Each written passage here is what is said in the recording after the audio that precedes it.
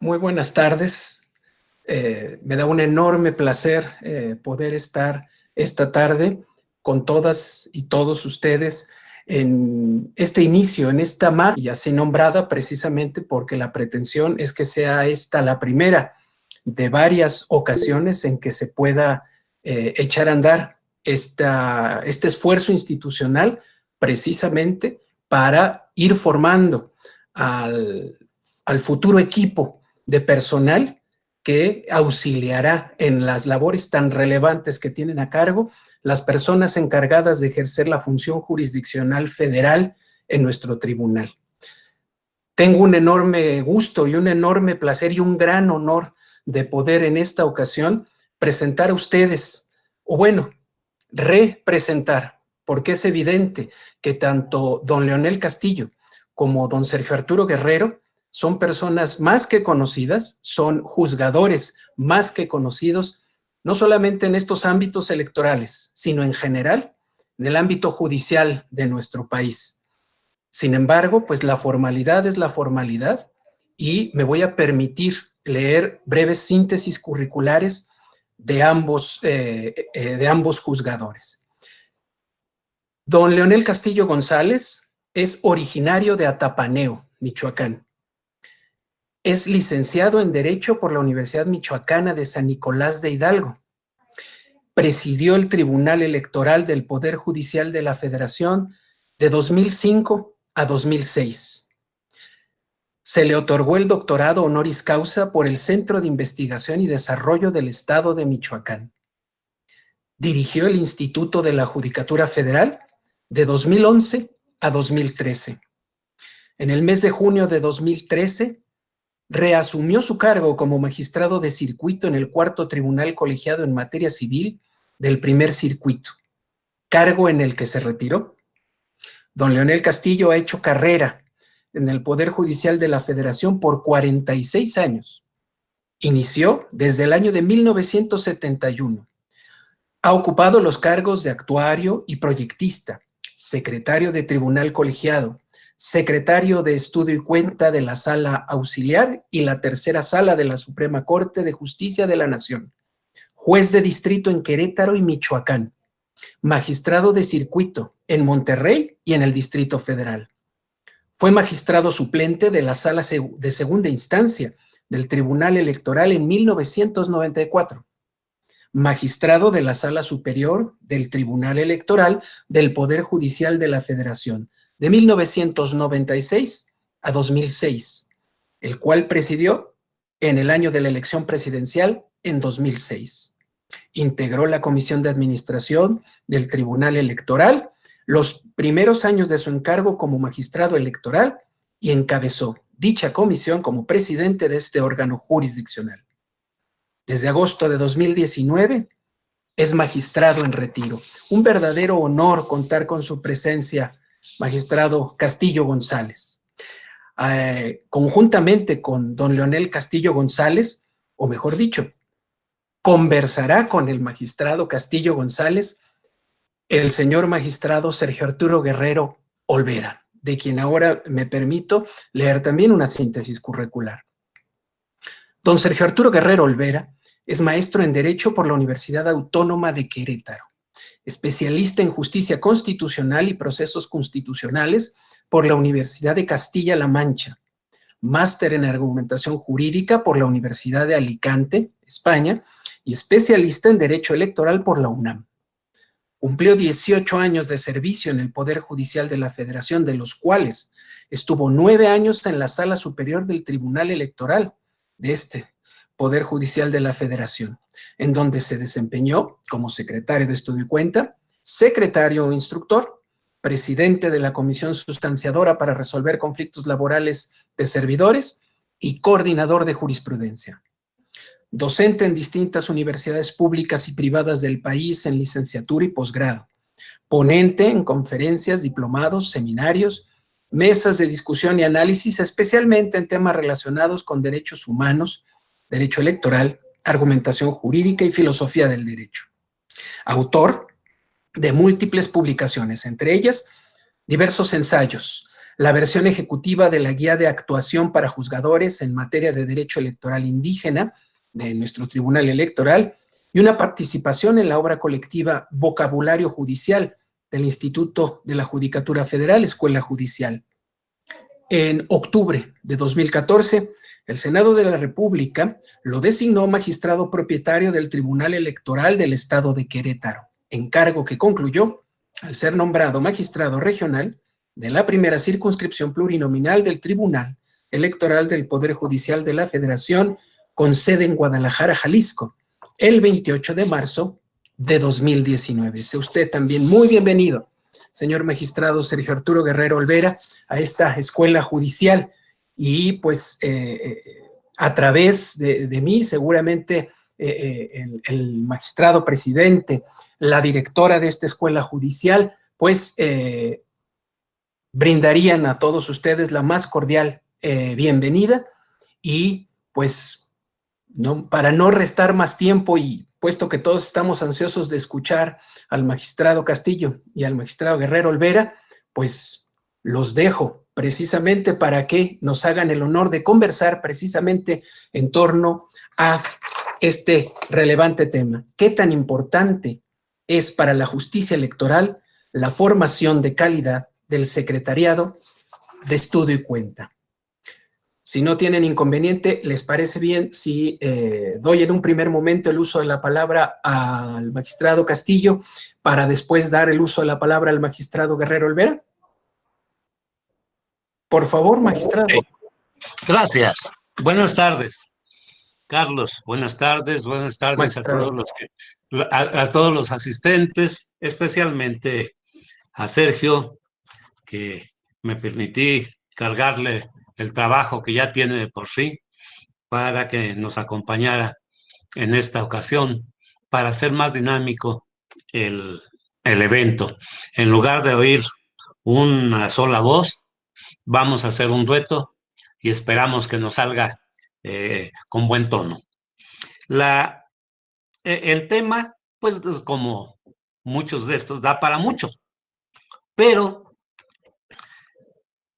empiezo con una anécdota que le atribuían, y yo creo que era cierto, al ministro Mariano Azuela Rivera, padre del ministro Mariano Azuela Huitrón e hijo del escritor Mariano Azuela González. Hombre inteligentísimo, don Mariano Azuela Rivera, y con mucha chispa.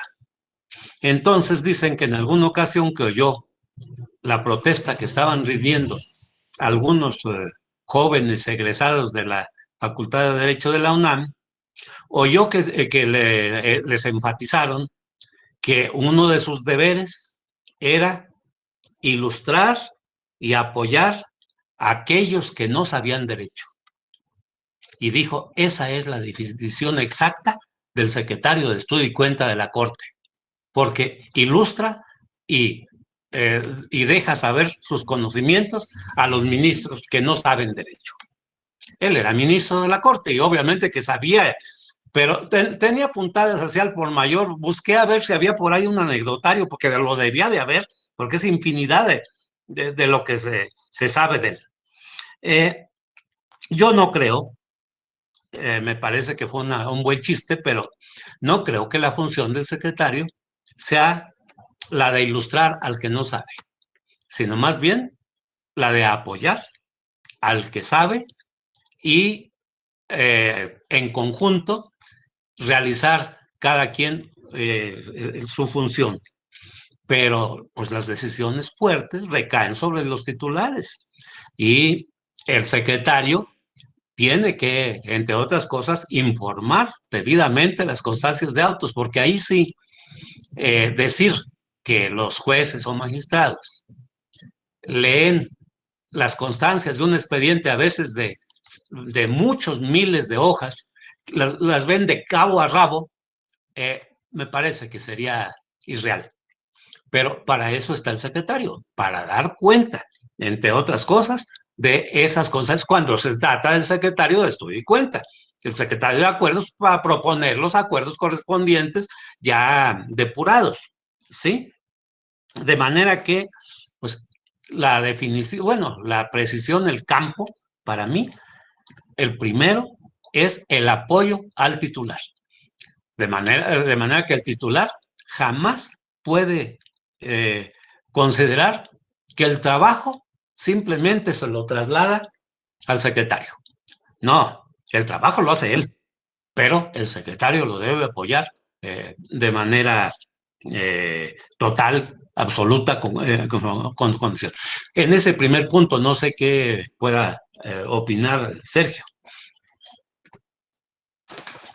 Muchas gracias, mi querido magistrado. Pues bueno, la verdad es que primero agradecerle que el día de ayer me haya incluido en esta plática inmerecida, porque usted nos podría dar mil anécdotas y más que eso también, pues grandes consejos para las personas, mujeres y hombres que quieren formar parte del secretariado. Pero bueno, pues dicen que la vida te da regalos y que no hay mejor regalo que aquello que te dan de alguien que ama. Dicen, no hay mejor regalo que aquel que consiste en darte lo que quieres, lo que amas. Y quiero decirles que el magistrado don Leonel ama el derecho, lo ha vivido con una pasión increíble que se transmitió a todos los que tuvimos la oportunidad de trabajar con él. Al grado de decir que los casos difíciles quería que llegaran a la ponencia, los secretarios obviamente, no queríamos que llegaran todos los asuntos difíciles, pero yo venía de colegiados y juzgados de distrito y nunca había tenido un magistrado que se alegrara por tener los casos más difíciles, ¿verdad? Pero a don Leonel le encantaba saber que había desafíos interpretativos, que llegaban nuevos asuntos, además siempre se adelantaba, era una estratega porque viendo las noticias, la realidad política y social, nos decía que pues los asuntos iban a venir por tal o cual. Nosotros sabíamos que tendríamos que inventar un incidente de recuento antes de que llegara la demanda al tribunal, gracias a esa visión que tenía el magistrado don Leonel. En ese punto, pues un juez, un magistrado es un estratega, un hombre de Estado, que también está colocado en su realidad sociopolítica, pero también el secretariado debería de estar ahí. Yo coincido mucho con el magistrado Leonel, ha dicho cosas espectaculares. Yo les voy a decir algunas cosas que digamos son adyacentes a lo que he comentado. Es un acierto tener un curso de preparación para el secretariado. Una, por el déficit curricular que hay en nuestras universidades.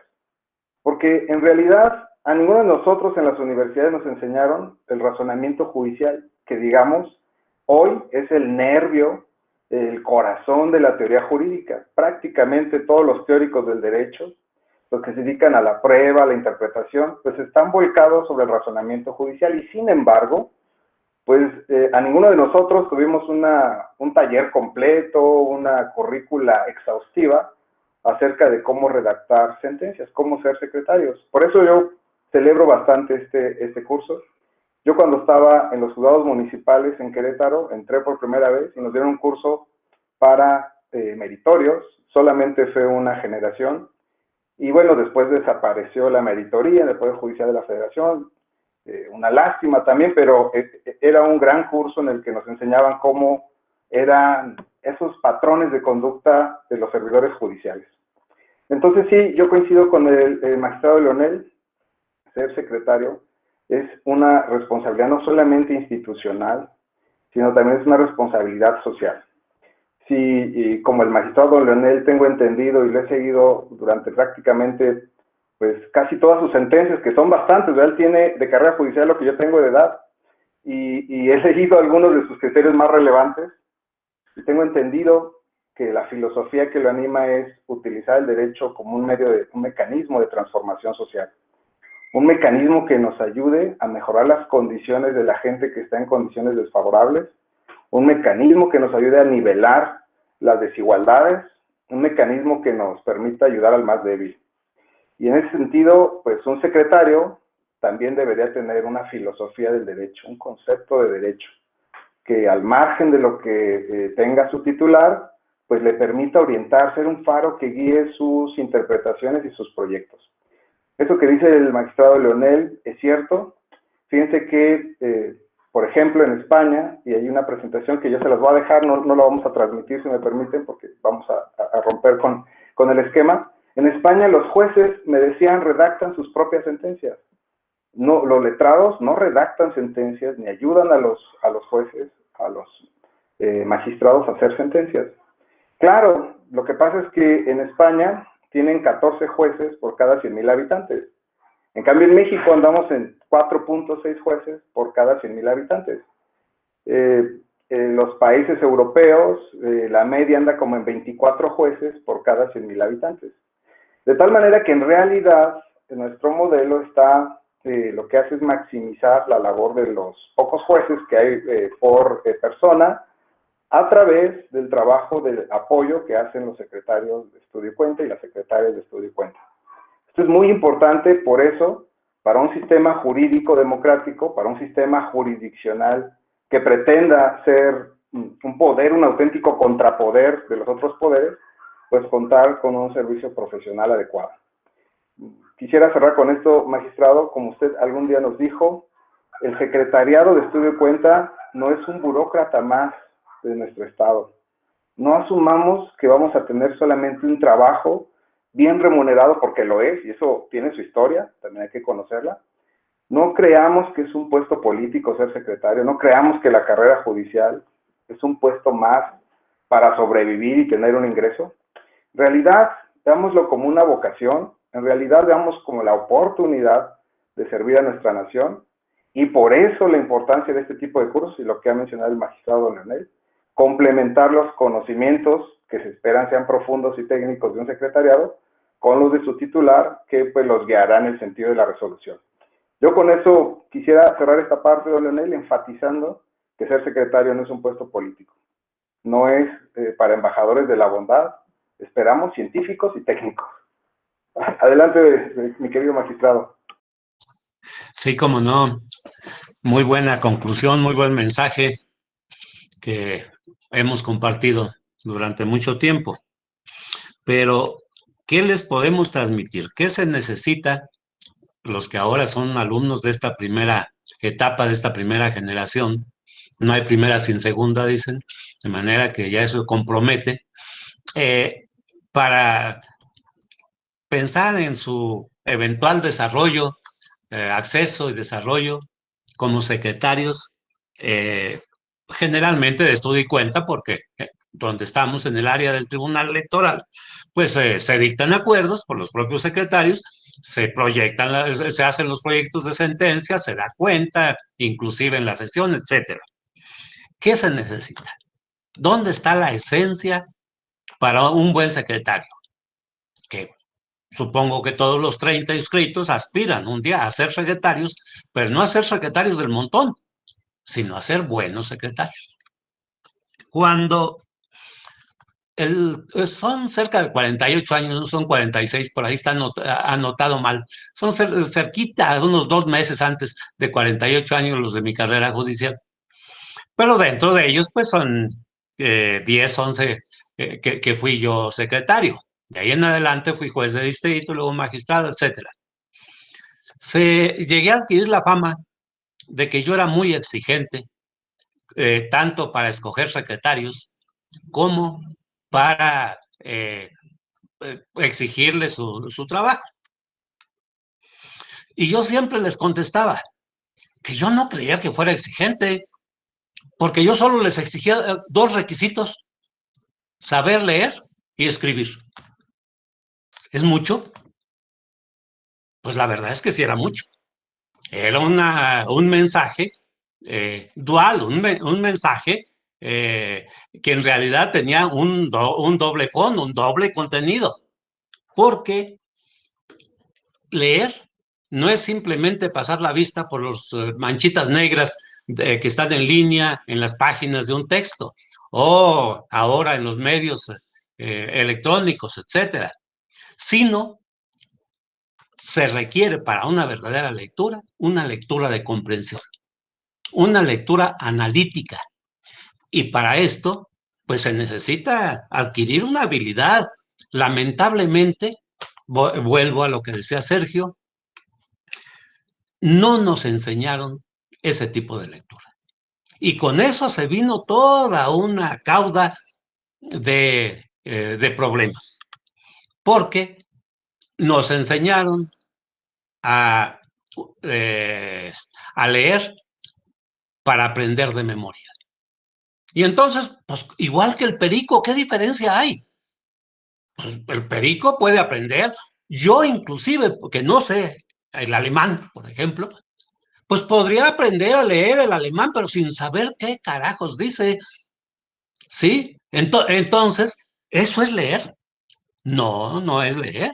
Hay métodos de lectura de comprensión y si no nos los enseñaron antes de empezar nuestra labor profesional, nuestras actividades o nuestro gusto por la lectura, tenemos que recuperar esto. Hay múltiples consejos al respecto, pero entre otros, una institución que se llama Instituto para el Pensamiento Crítico en Estados Unidos, que tiene varios textos por ahí en internet, les adelanto un poquito de lo que habremos de ver en cuando me toque. Sí, nos manejan esto, que hay que hacerse preguntas para todo. Preguntar a los demás, pero sobre todo hacernos preguntas nosotros mismos en cada una de las actividades que vamos a realizar. Y entonces tienen un texto que se llama El arte, y de veras que es el arte, de formular preguntas esenciales.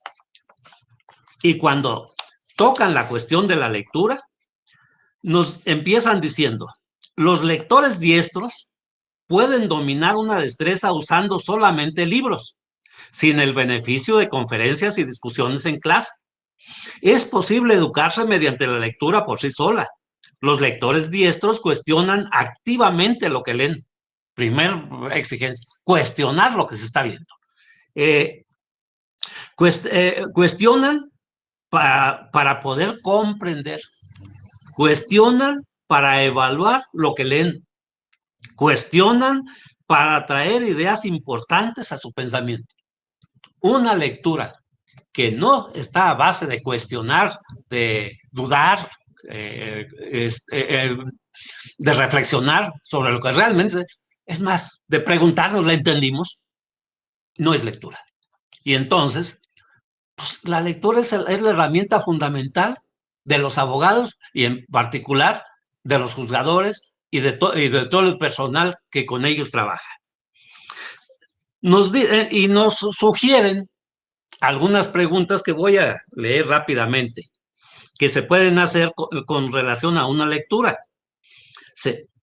Primero, ¿por qué leo esto? Me cayó la mano, no tenía otra cosa que hacer, ¿por qué lo leo? No, debo tener un propósito. Y es la siguiente, ¿cuál es mi propósito? ¿Qué voy a ganar con esto? ¿Cuál es el propósito del autor? No solo mi propósito, el propósito del autor que estoy leyendo para poder entrar en diálogo con él. ¿Qué puedo aprender del punto de vista del autor al leer cuidadosamente el título, así como el prefacio, la introducción y la tabla de contenido? De párrafo a párrafo, ¿puedo resumir en mis palabras lo que el autor dice? ¿Qué preguntas tengo? ¿Qué me surge? ¿Existe parte de esta oración o párrafo que no entiendo? ¿De qué parte no estoy seguro? ¿De qué parte tengo clara? Si no entiendo algo, ¿el autor es impreciso? Porque puede ser, claro. O existe un problema en mi lectura, uno de los dos, o el que manda el mensaje o el que lo está tratando de decodificar. ¿Sí? ¿Entiendo el significado de términos claves o necesito buscarlos en el diccionario? ¿El autor usa palabras claves de manera normal o extraordinaria? ¿Los hechos presentados son creíbles o los debo cuestionar? ¿Cuáles son las ideas más significativas en este texto? ¿Cómo es relevante para mí lo que veo? ¿Cómo lo puedo conectar con lo que es importante o será importante en mi vida? ¿Cuál es la naturaleza de la pregunta en el texto? ¿Entiendo claramente las complejidades de ella? ¿Necesito investigar más el asunto en otro texto antes de continuar con la lectura de este? Mientras no actuemos en ese sentido con una lectura, pues vamos a captar de manera muy superficial y muy probablemente hasta equivocada el mensaje o lo que nos pueda aportar o lo que le podamos sacar nosotros adicionalmente al texto. Luego habla de analizar también el razonamiento del autor, qué propósito sigue, qué conceptos da por supuestos. Trabaja sobre ellos como si todo el mundo los entendiera igual. Pues muchas veces ahí está la equivocación en un texto, en que da por supuesto cosas que no podemos admitir o que podemos cuestionar, que podemos discutir, ¿sí? ¿Qué implicaciones tiene el contenido del texto? ¿Sí? Y luego, cuando se refiere a escribir, hace otras cosas, ya ahora, ya escribí o ya estoy escribiendo. También ese texto lo debo analizar con el mismo rigor, con la misma exigencia, o tal vez más que el que voy a analizar de otros autores. También propósito, información, qué inferencias estoy haciendo, implícitas o explícitas, en fin. Exige, y esto es para todo este pensamiento más ordenado, verificar claridad. ¿Tengo claro lo que digo o mi pensamiento está confuso? Ya al revisar el texto, en realidad lo estoy diciendo claro y coincide con lo que quiero transmitir, o estoy transmitiendo algo confuso, o peor, distinto a lo que quiero transmitir. ¿Sí? Precisión. Añadí los detalles adecuados para que el lector comprenda precisamente lo que quiero decir, o necesito más detalles. Lógica. Todas las ideas de mi escrito encajan unas con otras lógicamente. Utilicé palabras de transición para que las conexiones entre ideas fueran evidentemente para el lector. Importante. El que escribe no escribe para sí, escribe para otros. Él es el emisor de los mensajes. Hay otros que se llaman destinatarios. Nunca hay que olvidar eso. Y lo que importa es ponerse a la altura del destinatario. Si vamos a hacer una sentencia en latín, por ejemplo, pues tendremos que hacer sentencias para curas, porque creo que son actualmente los únicos que manejan el latín, o unos cuantos especialistas, o algunos que todavía den clase de latín donde persista en algunas preparatorias, o qué sé yo. No, vamos a ver quiénes son nuestros destinatarios y vamos a adaptar nuestro lenguaje, que estamos, lo mismo verbal, pero en el caso estamos hablando de lo escrito, el lenguaje que estemos utilizando para que cumpla la finalidad, el escrito que corresponda. El destinatario es el principal elemento en esa relación de escritura. El emisor es el que debe ponerse al servicio de él, del destinatario. Relevancia. Mantengo un enfoque claro y consistente. Me desvío del punto principal en cada párrafo. Todo en el párrafo es relevante a la idea central del párrafo. Profundidad. Comprendo claramente lo que hace que el asunto sea complejo. Imparcialidad. Esto es importantísimo. Cada uno de estos puntos. Fui imparcial con todos los puntos de vista relevantes al asunto, o presenté débilmente los puntos de vista contrarios para poder descartarlos. O sea, al que piensa distinto a mí, lo traté superficialmente, no le no entré en hondura de lo que dice para poderlo vencer con lo que yo pienso.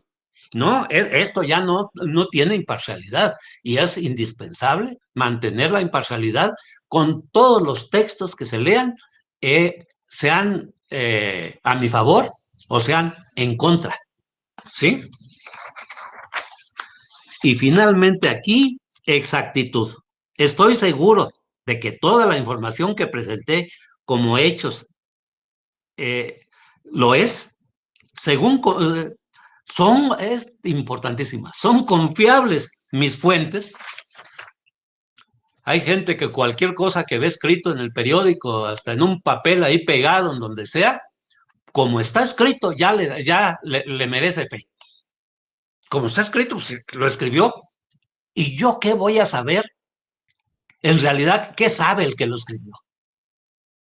Debo investigar. ¿Quién es el autor? ¿Qué ha hecho? ¿De dónde viene? ¿Sobre qué está escribiendo? A lo mejor está escribiendo sobre el derecho de los países nórdicos en alguna institución que nada tiene que ver con nuestro sistema, o del hindú, o qué sé yo. Y sin embargo, como me gustó la forma en que lo redactó, yo digo, con esto, yo sostengo mi punto de vista. No, es necesario investigar hasta la editorial. ¿Qué tan seria es la editorial? Tiene un comité editorial que no pasa cualquier cosa, sino que lo depura. Pienso, por ejemplo, en Trota, donde está, entre otros, el perfecto Andrés Ibáñez, en el comité editorial, y que pues, todos ustedes pueden constatar que sus textos normalmente van rigurosamente cubiertos y que son garantía de que algo le voy a sacar. En cambio, una edición pirata por ahí que sale el Patito Feo, qué sé yo, pues no me va a dar confianza, tengo que verla con más recelo, tengo que verificar con otras fuentes, en fin. A eso me refería en los tiempos en que les decía que yo, para elegir un secretario, necesitaba que supiera leer y escribir.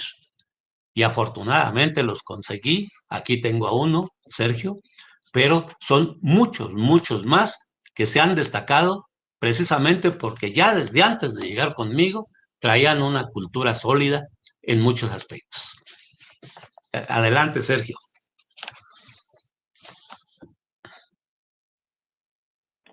Muchas gracias, magistrado. No sabe cómo me alegra que haya empezado con adelanto de lo que va a ser su curso de pensamiento crítico.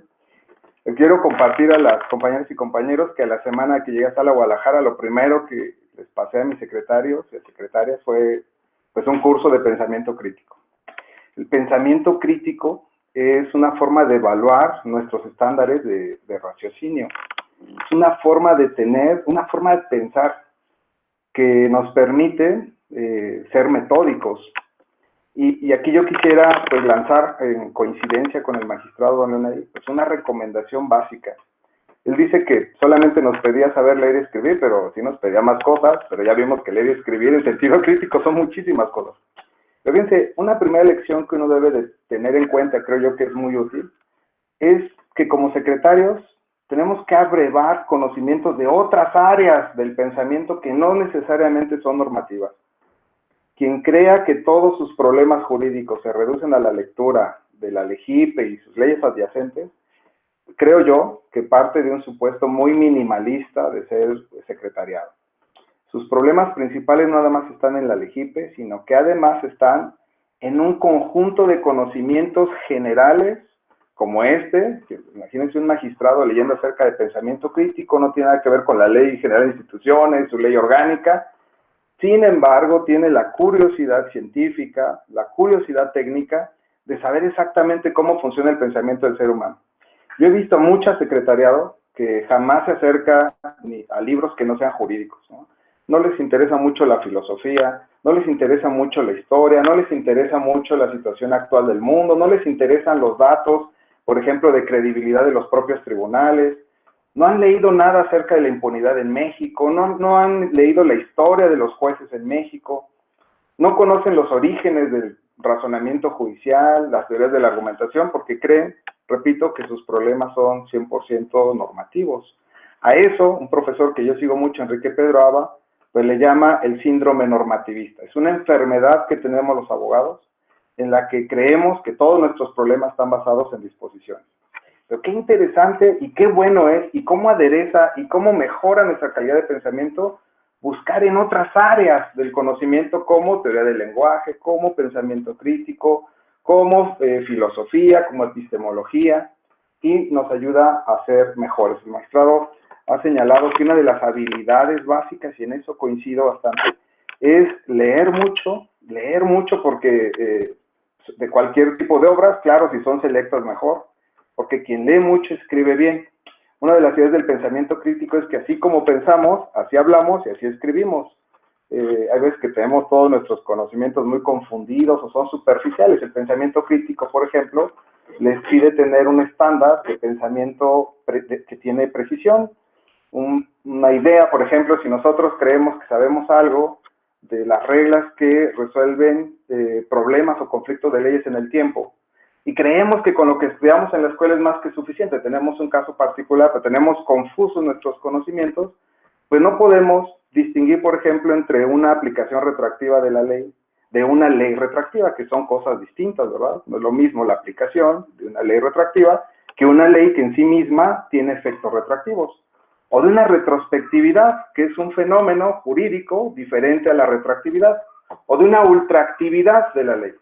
Esos son criterios que uno debería conocer con puntualidad, conocimientos básicos de derecho, que a veces los tenemos pues subrepticios, que a veces son superficiales, que a veces le dedicamos 10 minutos para un examen, pero que son elementos básicos, herramientas básicas para resolver casos como esos. En otras palabras, ¿cuáles son las habilidades que debe tener el secretariado? Ronald Dworkin hablaba mucho de un juez Hércules, ¿no? Y después dijo que bueno, con que fuera un juez Hermes. Yo, la verdad, que en la presentación que les he mandado también digo, bueno, habrá también jueces que sean Ateneas, Sofrosina, Peito era la diosa de la persuasión, Aglaya, diosa de la prudencia, mujeres que también podrían ser grandes secretarias, pero bueno, si apelamos a un juez Hércules, apelamos a una juez Peito, pues también vayamos pensando cómo queremos que sea nuestro secretariado.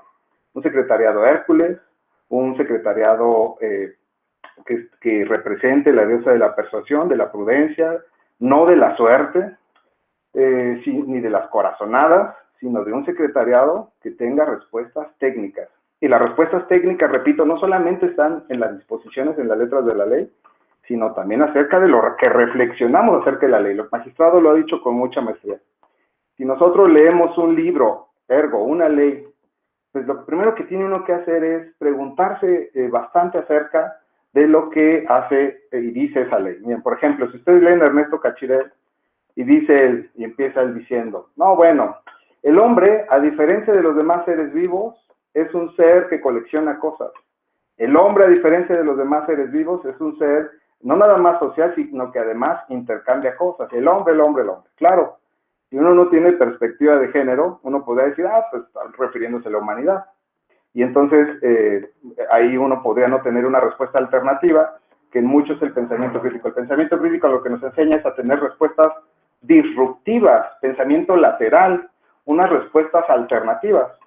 Pero si uno ve que Ernesto Cachirel, por ejemplo, cuando hace alusión a las características de la humanidad, se refiere a las cualidades que típicamente se le dan al sexo masculino, pues entonces sí que hay un problema y uno puede encontrar que en ese libro, acerca de la cultura, la formación de la cultura de Occidente, pues hay un problema de sesgo, pero eso lo hace solamente cuando alguien tiene otros lentes, cuando ve otra visión. Entonces, si usted quiere tener pensamiento lateral o disruptivo o crítico, haga esto, levante la ley y donde diga los secretarios del Tribunal Electoral sostienen el secretario, bueno, primero es hombre. Se asume que es hombre y sí, uno va a las cifras y ve que la mayoría son hombres. Y luego dice, formularán anteproyectos, bla, bla, bla, fíjense nada más, yo les pregunto luego a mis secretariados, ¿no?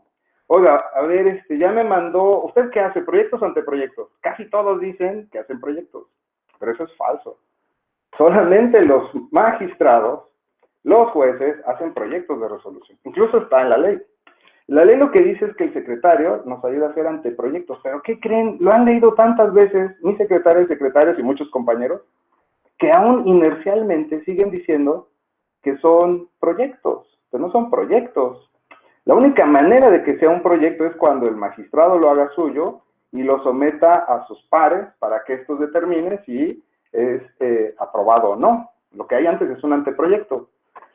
Pero fíjense en esto, lo hemos leído muchas veces, y esto hacía referencia el magistrado Ronell en algún sentido, es que a veces solamente se nos resbalan las palabras, los signos, los símbolos que utilizan los legisladores, pero no nos paramos a detener y verificar diferencias analíticas, separar, distinguir, como lo hace un científico, y reflexionar acerca de los alcances y efectos que tiene eso, ¿no? Si ahora uno lo ve con claridad, entonces un anteproyecto es un documento de trabajo del cual se sirve el juzgador, se apoya el juzgador para ofrecer una propuesta de solución a sus pares.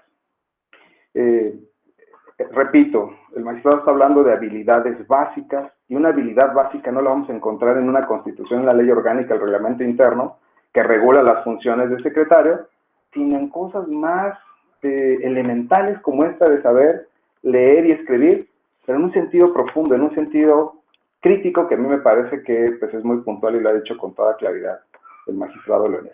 Así que adelante, don Leonel, lo seguimos escuchando y ahí vamos intercambiando ideas. Así lo hacemos. Qué bueno. Yo creo que si nos hubiéramos puesto de acuerdo, y a lo mejor los demás presentes piensan que lo hicimos, no hubiéramos podido enlazar los temas como se han venido dando tan al natural. Claro, también tiene una explicación. Hemos convivido mucho, hemos compartido muchos puntos de vista, en fin, pero al natural se ha venido dando. Toca a usted la cultura. Ha sido una de mis propalaciones más grandes toda la vida. Y en eso he usado las palabras que a la postre me di cuenta que eran de un maestro de Eduardo J. Couture. El que solo sabe derecho, ni derecho sabe. ¿Por qué? Porque el derecho simplemente es un compartimiento de todos los conocimientos, de todas las actividades humanas. Por sí solo, aislado, no lleva absolutamente a nada. Quiero poner un ejemplo. Ahora que usted mismo también tocó lo de juzgar con perspectiva de género, el acceso a la justicia diferenciado para los indígenas, en fin. Tenemos un derecho multicultural, porque así lo reconoce el artículo 2 constitucional, afortunadamente. Pero hablar de multicultural, estamos hablando de varias culturas. Nosotros, la gran mayoría de los que estamos en el juzgamiento, nos hemos dado en la cultura occidental, no en la de las etnias. Y dentro de la cultura de las etnias está su derecho. Lo que no sé por qué motivo no lo quisieron reconocer constitucionalmente y muchos autores no lo reconocen como tal, son sus llamadas, mal llamadas, usos y costumbres. ¿Cuáles usos, cuáles costumbres? En su caso será un derecho consuetudinario. Y tenemos que amalgamarlo cuando vamos a juzgar asuntos de organizaciones indígenas, que se están dando muchos ahora en derecho electoral y en otras materias. Tenemos que amalgamar unos con otros. Si no conocemos ni siquiera qué es una etnia, si no conocemos en realidad su cultura, sus pensamientos, sus creencias, hasta su medicina tradicional, etc., la forma en que se conforman en su organización interna, no conocemos su derecho. ¿Cómo vamos a aplicar sus usos y costumbres? ¿Cómo las vamos a mezclar adecuadamente cuando resolvamos un asunto? Eso es nada más una muestra. Pero quien no conoce la historia, ¿cómo vamos a aplicar debidamente el derecho de acuerdo con el contexto histórico? Quienes no conocemos en realidad, o muchos no han vivido en una pobreza o pobreza extrema, no saben de qué manera se vive, se piensa, los resentimientos y las ventajas que se tenga, etc. ¿De qué manera vamos a juzgar a los que están en ese estado de pobreza? Los que no han sido migrantes, no han pasado por la bestia desde Guatemala hasta Estados Unidos, con todos los sufrimientos y ataques y demás que tienen, ¿cómo vamos a comprenderlos para juzgarlos de esa manera? Martha Baussmann decía que la lectura es un elemento importante para entrar en la cultura de los demás. Y se refería inclusive no a la lectura específica, sino inclusive a la lectura general, a la de las novelas. Para ella, una lectura importante en este aspecto era Tiempos difíciles de Dickens.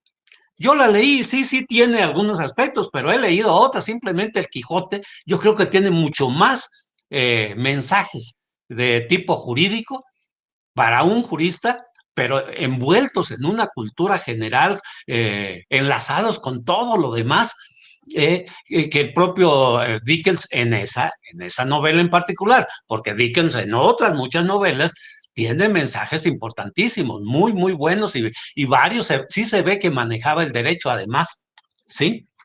Entonces, esa cultura general es fundamental y concuerdo totalmente. Hablamos de habilidades, pero las habilidades, por más que se adquieran, no son suficientes. Se necesitan actitudes.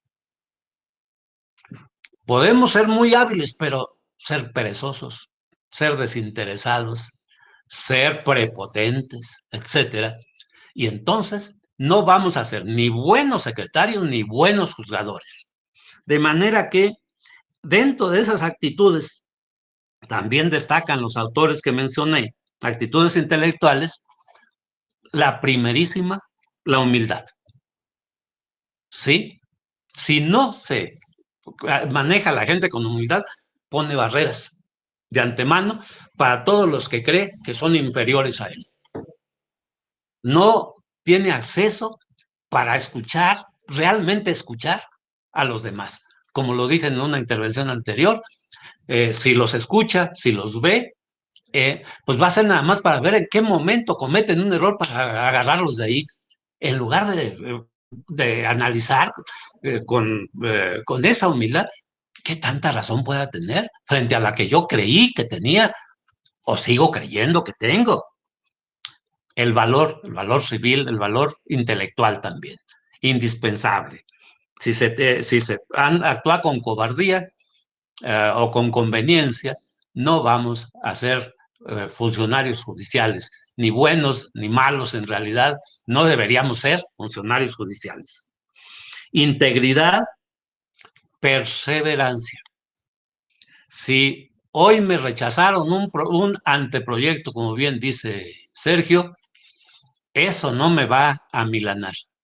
Me debe llevar a crecer, me debe, pues, o tenía yo razón y no la supe exponer debidamente, seguiré buscando la manera, o no tenía razón y debo perseverar hasta encontrar las soluciones que se me piden, o que, sobre todo, las que son más adecuadas. Algo que que a veces malinterpreta, la empatía. No, pues yo soy imparcial. Yo no tengo, porque se ve como simpatía, ¿no? Simpatía con ninguna de las partes. No, yo estoy aquí en mi mundo aparte, no debo. No, precisamente para poder comprender bien a los demás, se necesita que a cada persona que lea, sea parte en un juicio, sea el autor de un cuento, de una novela, de un texto técnico, etcétera, yo me meta en el texto y lo vea como si fuera yo el que lo hubiera escrito.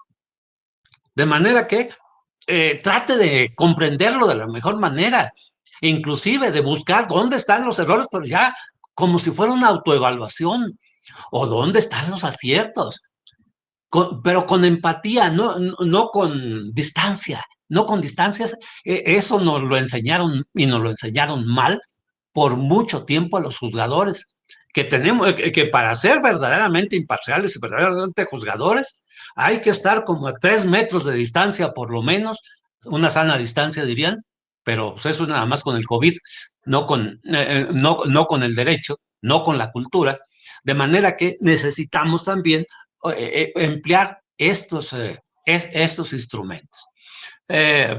Sergio, por favor, continúe. Yo Gracias, cierro. magistrado. Como siempre es un placer escucharlo y tiene razón, pues siendo yo su alumno y así me asumo, me da mucha alegría pues coincidir prácticamente en todo. Yo quiero sumarme a algunas de las características o consejos que son simples consejos, no son reglas matemáticas ni quiere decir que nos funcionen a todos y ni creo tener la verdad absoluta en eso. Algunos consejos a los que ha hecho alusión el magistrado. Yo voy a tratar de ser esquemático, aunque no tanto, porque en la presentación que les mandé, pues hay algunos consejos que me permití sumar a un libro que recomiendo, que es el magistrado Don Leonel de la Prudencia, que a mí me parece sensacional para quien quiera seguir los pasos de la carrera judicial, y pues que editó el propio Tribunal Electoral y que ya lo hemos presentado en la FIL, y me hizo el honor el magistrado Don Leonel, y les recomiendo, lo leen rápido, sencillo y trae unos consejos extraordinarios. Pues miren, yo aquí veo que algunos ya son secretarios de estudio cuenta y hay unas caras nuevas para mí, pero si me permiten, bueno, pues algunos consejos así muy sencillos.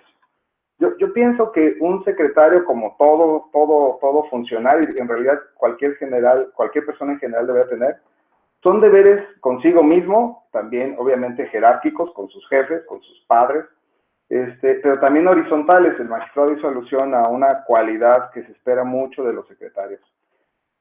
Una es trabajar en equipo. Yo no sabía trabajar en equipo porque venía de un colegiado, y colegiado juzgado de distrito, donde cada quien se las arreglaba como podía. Pero con don Leonel, gracias a su gran visión que tenía, y también de todos los magistrados entonces, que se sigue conservando en la sala superior, en la sala, pues se cree bastante en la inteligencia colectiva. Confíen mucho en la inteligencia colectiva, no confíen solo en ustedes mismos. ¿Qué mejor que tener un conjunto de interlocutores bien informados, seres pensantes, estudiados, como los otros secretarios, las otras secretarias o los de mayor experiencia, con los que podamos intercambiar ideas, explorar nuevas rutas, hacer interpretaciones novedosas, traer derecho comparado a la mesa, traer teóricos a la mesa? Yo siempre le he dicho a don Leonel traía un elenco de amigos tremendo, y nos lo sentaba a todos el mismo día en que discutíamos. Entonces, por ejemplo, si estábamos haciendo incidentes innominados, luego, a la menor provocación, don Leonel decía, ahí está el libro, en esta página está Carneluti, que ha escrito el libro en medidas cautelares. Pero que Ovenda tiene una contracción con él, y traía a todos sus amigos, grandes juristas de todas las épocas, y juristas, ministros de la corte, precedentes, y entre todos se construyen mejores cosas. Trabajar en equipo implica creer que la inteligencia colectiva siempre es superior a la inteligencia individual, pero también implica, como decía bien el magistrado, pues mucha bondad de la parte y una especie de respeto hacia los demás y hacia las demás. La inteligencia colectiva nos permite construir nuevos caminos, depurar errores, evitar las envidias. ¿En qué mejor tener un secretariado que cuando trabaja en equipo con otras ponencias, pues pueden llegar a acuerdos que son técnicos, más allá de los criterios de los magistrados? Dicen, a ver, esta prueba sí dice lo que dice la ponencia, no dice lo que dice la ponencia, dice otra cosa. Y eso ayuda bastante a los magistrados. En lugar de estar buscando los errores de los demás, tener la modestia de poder cambiar de opinión. Un magistrado me decía, yo me reservo mi derecho a cambiar de opinión si me ofrecen una prueba contundente, una mejor interpretación, yo cambio de criterio. Entonces, hay deberes de ese tipo. Yo me acuerdo que había ponencias que no se podían hablar unas con otras, ¿verdad? Secretarios que se la tomaban personal y que, bueno, a veces no trascendía con los titulares y a veces sí. No, esos secretarios son, te lo digo con toda claridad y me hago responsable de mis palabras, son un problema no para los magistrados, sino para la justicia en sí, para la administración de justicia, porque entorpecen el servicio jurídico, el servicio que le damos a la ciudadanía de solucionar conflictos de manera pacífica. Si ahí adentro nos estamos peleando, incluso solo por criterios, no tiene sentido que salgamos a la calle y decir que resolvemos pacíficamente los problemas, o lo hacemos pues con enojo, con envidia, señalando los errores de los demás. Es muy importante que los tribunales aprendamos a trabajar en equipo, más allá de las percepciones y los conceptos de derecho que cada uno tengamos. Claro, luego vienen algunos problemas éticos, ¿no? Hay secretarios que suelen decir, magistrado, es que pues el magistrado me pidió un anteproyecto que no coincide con mi convicción, ¿no? Es un problema ético. Es éticamente reprochable que un magistrado le pida a usted un criterio que va en sentido contrario a su anteproyecto. Usted está en el deber de hacer un proyecto que no coincide con su idea de derecho, con su idea de cómo resolver el caso. Bueno, lo primero que les quisiera decir es, como secretarios, por favor, no crean que sus anteproyectos son sus hijos, no son ni sus nietos, que es a los que dicen que se quieren más, ¿verdad? Son un producto de trabajo. Y Ronald Dworkin hace muy enfático en esto, ¿existe la única respuesta correcta a un problema jurídico? ¿Existe un elenco de respuestas posibles para un problema jurídico? El magistrado Leonel decía, cada quien mata las pulgas como puede, ¿verdad? Y a veces se justifica de manera distinta y podemos llegar a la misma solución, pero no necesariamente hay una sola respuesta correcta. Siempre habrá unas mejores que otras, siempre habrá respuestas que están mejor informadas que otras, siempre habrá interpretaciones mejores que otras. Yo me acuerdo cuando el magistrado Leonel decía, cada que interpreten la ley utilizan al menos 3 métodos, literal, semántico, semántico y literal, funcional y sistemático, y vean hacia dónde lleva la respuesta. Y había veces que nomás hacíamos 2 y bueno, incurríamos en error porque la tercera respuesta no era coincidente, era discordante con todo el sistema jurídico, había que desecharla. ¿Qué quiero decir? Que bueno, cuando a un secretario se le pide que haga un proyecto diferente a sus propios criterios, pues deberá estar en condiciones de poder hacerlo. Claro, si uno cree que esto es contra constancias, más de una vez el propio don Leonel, su servidor, le hemos dicho a nuestros magistrados en su momento, oiga, es mi responsabilidad, señor magistrado, decirle que esa prueba que usted me pide que yo valore como X, no llega ni a una B. Pero si usted quiere, ya que tengo el proyecto, ¿no? ¿Por qué? Porque uno le alerta al magistrado acerca de que esa solución es correcta, pero no va más allá su deber ético, su deber moral de cambiar o forzar o rechazar el trabajo que le es asignado. Claro, esto es discutible, si quieren lo comentamos, pero pues en términos generales digamos que como el secretariado tiene las funciones de apoyo, lo que está haciendo es ofrecer propuestas de solución, no la solución. La solución la da el pleno.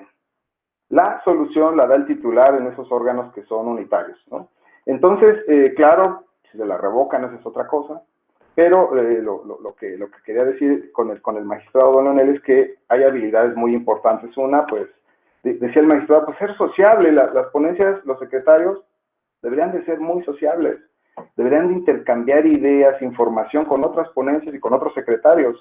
Y además, pues tener, digamos, esto que decía el magistrado y que también lo dice en su libro, pues una actitud decorosa, ¿verdad? No queremos que sean santos, hay que divertirse también. Creo que don Leonel también nos enseñaba esa parte lúdica que tiene todo ser humano, pero lo que se espera de un funcionario judicial es que tenga un decoro apegado al derecho a la Constitución, no más que eso. Alguien nos preguntaba una vez a don Leonel, oiga, ¿puedo traer el cabello largo? ¿Se acuerda de esa anécdota, don Leonel? Bueno, pues eso no viola ningún derecho constitucional, ¿verdad? Decía John Lennon lo trajo, Jesús lo trajo largo, pues sí, pero ellos eran muy buenos en lo que hacían, decía don Leonel. Pero bueno, realmente no se les pide ni se les impone una forma de ser ni una forma correcta de vivir. Eso yo jamás lo haría, creo que nadie lo haría aquí. Simplemente cuando hablamos de decoro, que es una de las cualidades esenciales de cualquier servidor judicial, es respetar las leyes básicas de convivencia de nuestra comunidad. Eso es todo. Ser ciudadanos ejemplares tal vez sería una categoría superior, pero con que respetemos los deberes básicos, no pongo un ejemplo, no pasarse el alto solo porque traen la charola judicial, ¿verdad? No estacionarse donde no se debe, algo tan simple como eso. En fin, que hay muchas cualidades, no sé, magistrado, si usted quiera decir algunas más o va a irse por otro tema. Si, en el otro apartadito, si es que nos queda tiempo, quisiera enumerarles unas cuantas que tenía en la presentación, solo enumerarlas, pero yo lo dejo a su consideración. Yo preferiría que usted nos siguiera comentando algo. Está apagado su micrófono, magistrado. Sí, ya. ¿Qué nos dice don Carlos? ¿Cómo vamos de tiempo? Creo que ahora el que está apagado es el de él. Claro, magistrado, gracias. Pues si no tuviesen inconveniente, una breve ronda adicional para tener ya la conclusión de esta, pues, este conversatorio magistral precisamente con el que damos inicio a esta actividad. Bien, bien. Los compañeros no habrán de intervenir después con alguna duda o planteamiento o algo. Bueno, no, yo concluyo nuevamente en la misma línea, sigo enlazándome en la cadena con el compañero. Habló varias cosas que ameritarían y que seguramente en los cursos posteriores las iremos perfeccionando en el diseño, etcétera. Pero, por ejemplo, cuando voy a hacer un proyecto o anteproyecto de sentencia, encuentro una primera solución que me cautiva, ¿sí? Pero sí, eureka, como Arquímedes, si fue Arquímedes, eureka, lo encontré. Pero ¿quién me dice que sea la única solución? ¿Quién me dice que no haya una mejor? Que ya al contrastarlas, yo me dé cuenta que la que me entusiasmó tanto no era tan sostenible. Entonces, yo siempre he dado ese consejo. Tienen que buscar el mayor número de soluciones posibles para un asunto y formarse hipótesis. Y ya cuando las tengan todas, entonces empezar a compararlas y empezar a determinar por qué nos vamos a inclinar por una o por otra. Esto para el secretario inclusive da una ventaja extraordinaria. Y les cuento una anécdota. Siendo yo secretario de Estudio y Cuenta en la Suprema Corte, en la tercera sala con doña Gloria León Orantes, que en paz descanse, lo normal era que yo presentaba mi trabajo, se lo daba y a ella decía si lo aprobaba, si no lo aprobaba, etc. Algún día le presenté un proyecto, anteproyecto, y se lo llevó a su casa como lo era de ordinario. Al día siguiente, pues ya conversó conmigo para ver cómo iba a salir el asunto. Y una de las primeras cosas que me dice es, oiga, Leonel, fíjese que usted no tomó en cuenta esta posibilidad. Le dije, señora, con todo respeto, sí lo tomé en cuenta, pero lo descarté por esto, leí este antecedente, leí esta doctrina, y en tal y cual sentido.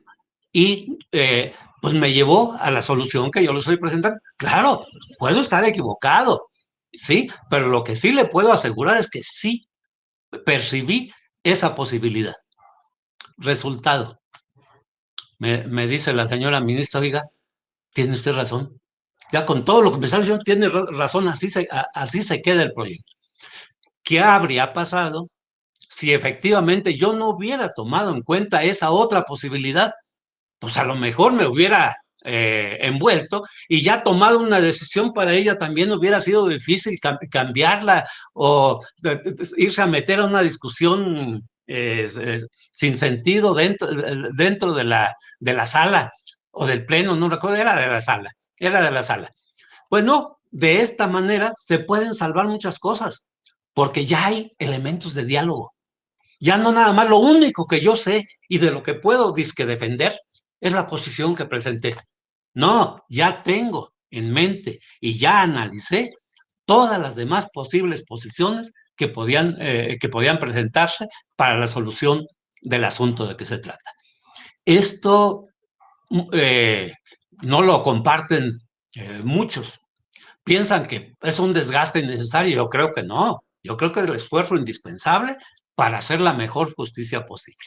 Con esto termino esta última intervención, Carlos. Y queda para Sergio. Gracias, Leonel. Quiero agregar muy poco porque ya realmente dijimos muchas cosas, pero quisiera cerrar con unas cuantas recomendaciones. Cuando yo llegué de meditorio a un juzgado de distrito, había la costumbre de que si uno quería proyectar, pues no bastaba con sellar las hojas, coser los expedientes, que eran cientos, sino que si uno quería ser algún día actuario, pues habría que practicar notificaciones. Y el actuario que quisiera ser secretario, pues tenía que pedir proyectos.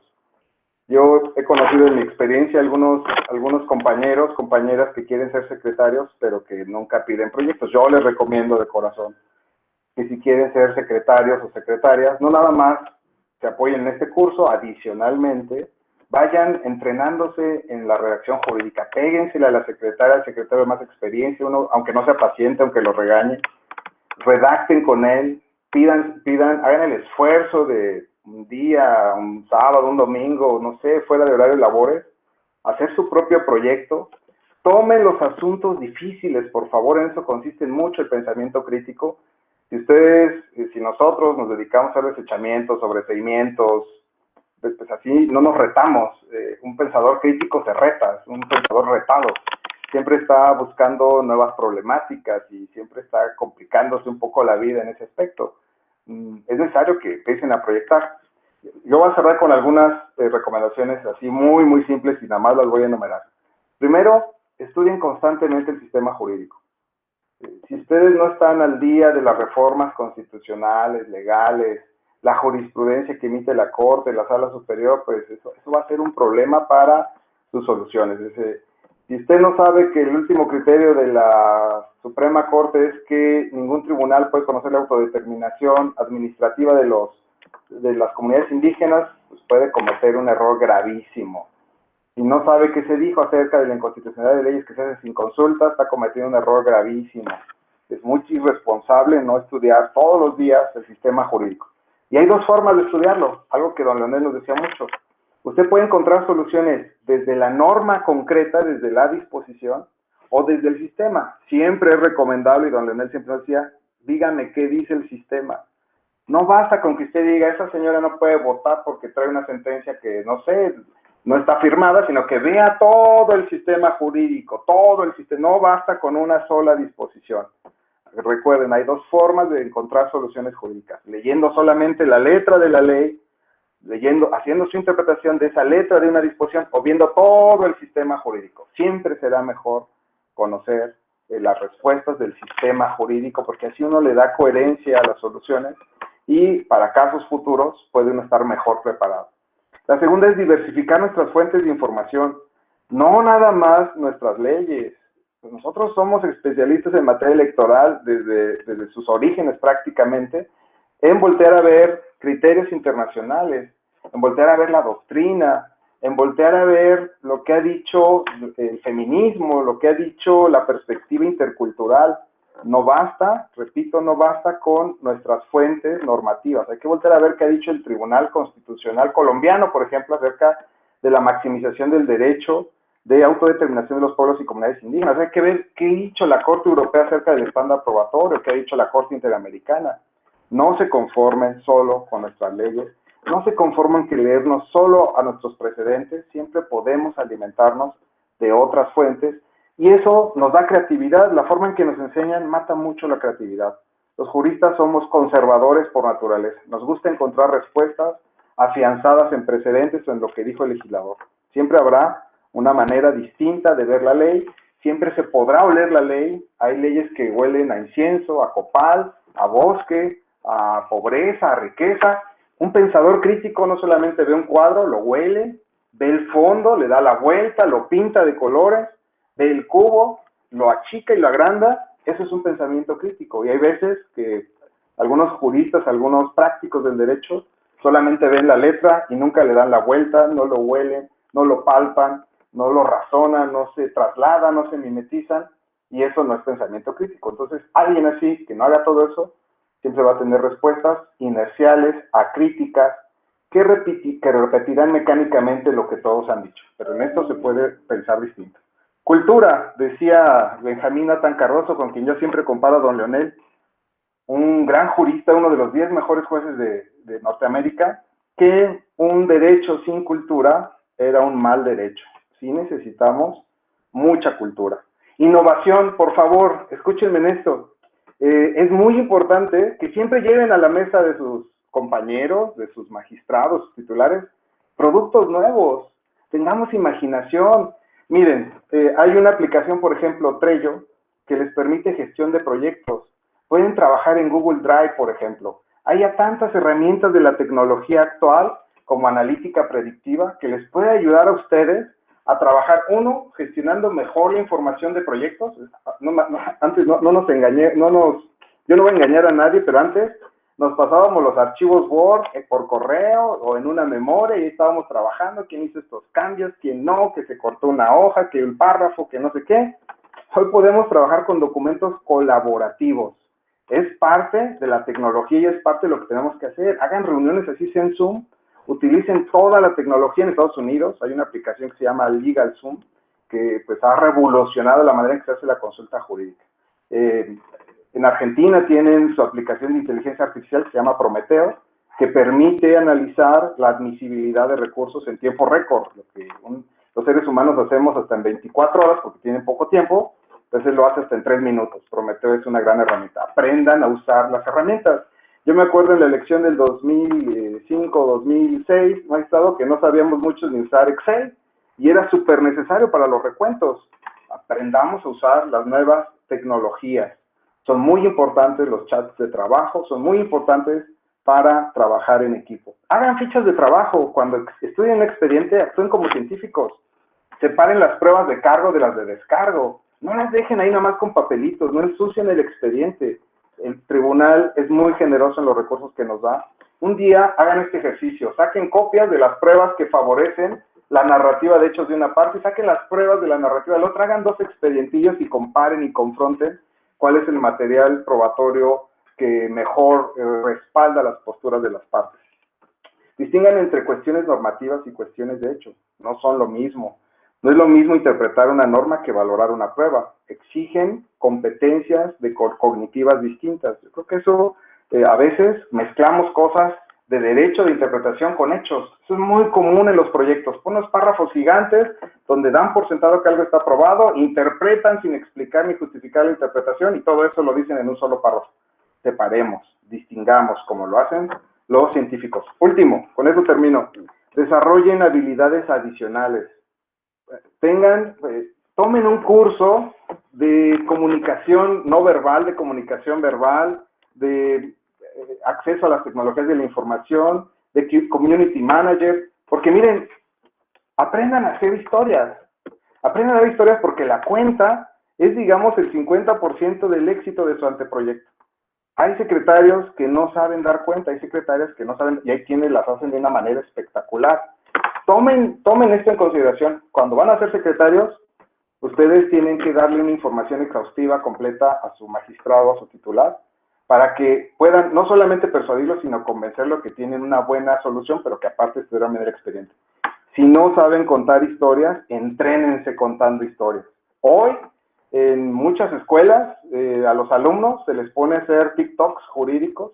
En muchas escuelas se les pone a hacer memes jurídicos. En muchas escuelas se les invita a los alumnos a que desarrollen historias a manera de monólogos, porque en realidad quien sabe contar historias tiene una forma de mercadeo jurídico, nosotros en mucho sentido vendemos ideas, que les permite un mayor éxito.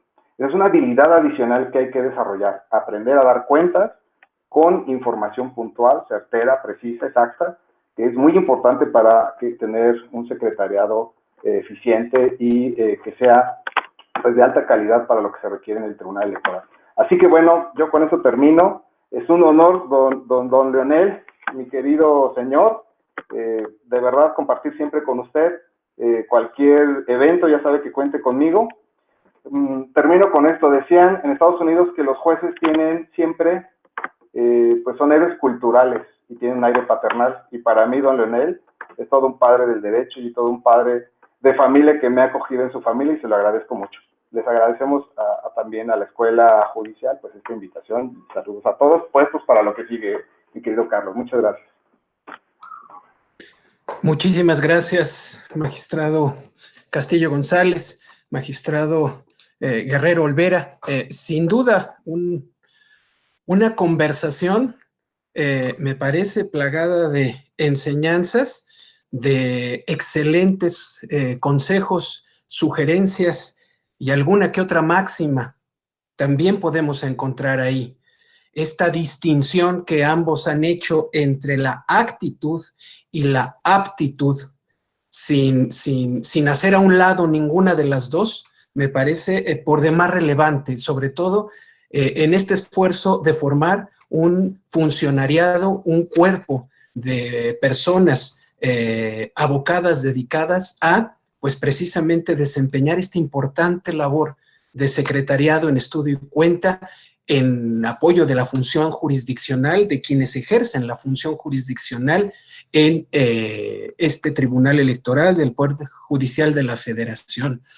Tras esta muy rica charla, y si no hubiese alguna intervención, veo aquí a mis compañeras, a mis compañeros, si hubiese algún comentario, alguna pregunta que se pudiese planteárseles tanto a don Leonel como a don Sergio, aunque les adelanto y ustedes bien saben, habrá oportunidad de volverlos a escuchar por fortuna a ambos, precisamente ya en otros temas más adelante, pero si en este momento alguno o alguna de ustedes quisiera formular algún comentario, alguna pregunta, bienvenidos. Si no es así, si no fuese el caso... Yo, doctor. Perdón, Abraham, por favor, ¿cómo estás? Buenas tardes, adelante. Bien, buenas tardes a todos y a todas.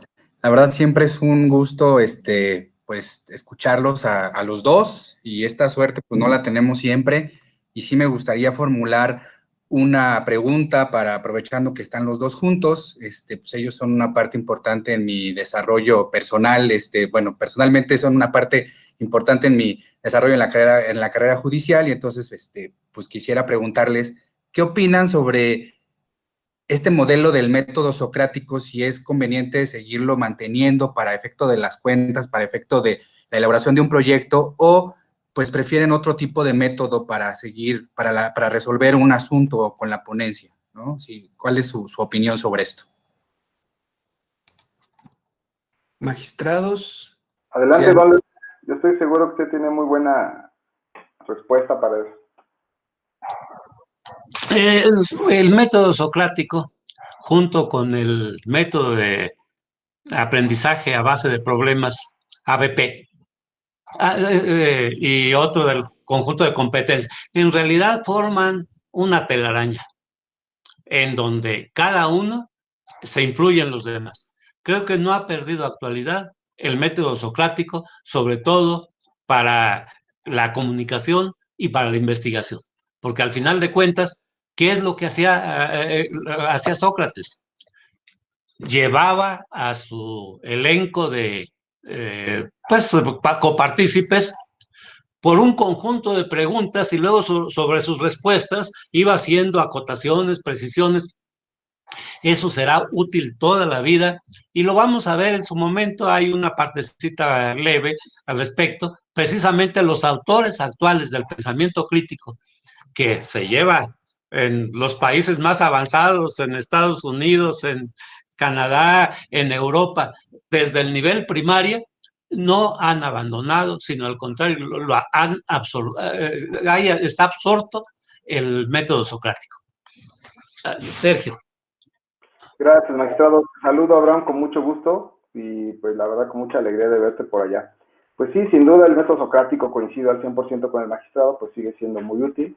Donde tal vez habría que hacer un pequeño, pero muy pequeño matiz, es en la idea del topus uranus de Sócrates, que era que pues el conocimiento era recordar, ¿verdad? Decía, lo único que hacemos es recordar. Bueno, aquí sí hay que recordar, pero previo estudio, ¿verdad? No se nace con los conocimientos, así que pues hay que leer mucho, repito, de diferentes fuentes, y entonces sí, después de tener ese bagaje, esa cultura jurídica que nos puede fallar, de todos modos puede ser insatisfactoria, insuficiente, pues empezar a aplicarla a casos concretos. Yo recuerdo mucho a don Leonel que decía, siempre hay que prepararse anticipadamente a los problemas jurídicos, o sea, tarde que temprano le va a llegar a usted un problema de cómo analizar un agravio, entonces estudie los conceptos de causa de pedir y pretensión.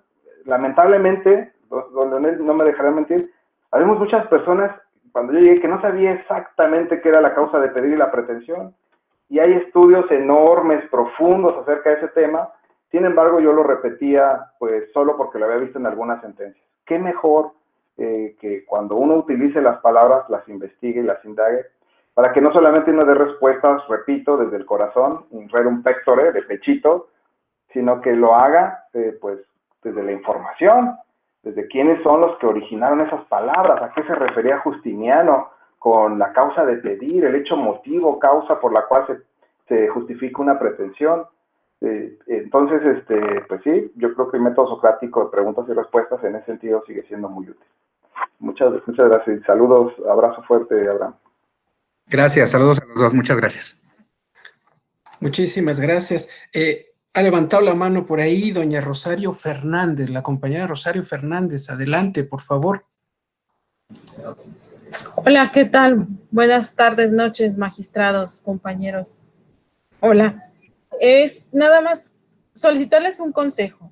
Hablando de las habilidades, como lo mencionaba el magistrado Leonel, ¿qué podemos hacer cuando ya eres un secretario de estudio y cuenta y a la hora que analizas tu asunto, te apasionas tanto con tu solución, que bien no es la única, pero cuando tú ya vas y a dar tu cuenta, entonces ya el magistrado o los compañeros te orientan y te dicen, no es así, sino que la puedes encaminar a este lado, pero entonces yo ya traigo mi chip.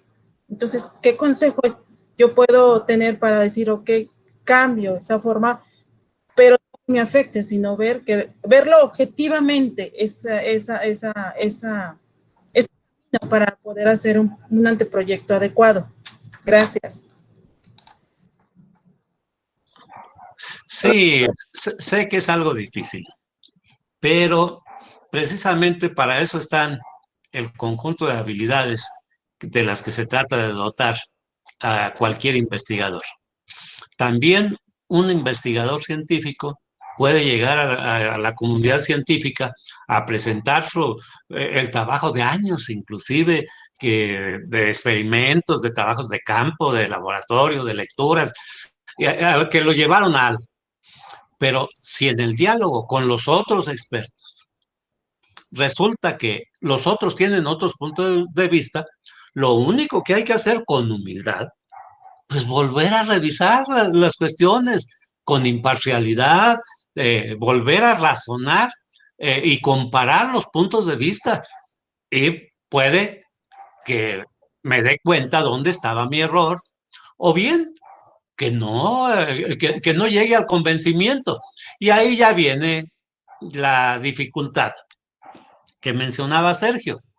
Bueno, yo, secretario, estoy plenamente convencido de algo, pero pues el que va a responder por el asunto, mi titular, me dice que es de otra manera. ¿Qué debo hacer? Bien lo dijo Sergio. Los responsables del asunto son los que van a sacar la cara y a los que en su caso van a meter a la cárcel si está mal el asunto, si está contra constancia, si está contra la ley, no por una interpretación, porque pues para eso están los juzgadores, para interpretar una interpretación bien sustentada no podrá ser materia de juzgamiento de ninguna manera. Pero al final de cuentas, la última responsabilidad del secretario en un caso así sería, pues, si se lo permite el superior, que debería permitírselo siempre, pues tratar de exponer las mejores razones que pueda tener, tratar de superar las partes que se ven en conflicto entre los dos puntos de vista. En fin, hay estrategias, desde luego. No puede uno contrariar al superior, se sabe. Siempre he contado una anécdota personal cuando me vi envuelto en esto. Precisamente, otra anécdota con doña Gloria León Orantes. Lo ordinario era que yo no consultara con ella los asuntos que estaba yo estudiando, sino que le presentara mi anteproyecto y ya ella me decía sí o no. Pero alguna vez lo veía yo con cierta dificultad. Era cuestión inclusive de feminismo, por allá en los primeros tiempos. Ella había estado en muchas asociaciones no gubernamentales luchando a brazo partido por el feminismo. Así es que, pues pensé, pues lo voy a consultar. Y en cuanto le empecé a dar cuenta, me dijo, no, licenciado, está usted equivocado. Yo eso lo tengo visto desde hace muchos años y es así, así, así, así. Dije, esto te sacas por andar consultando.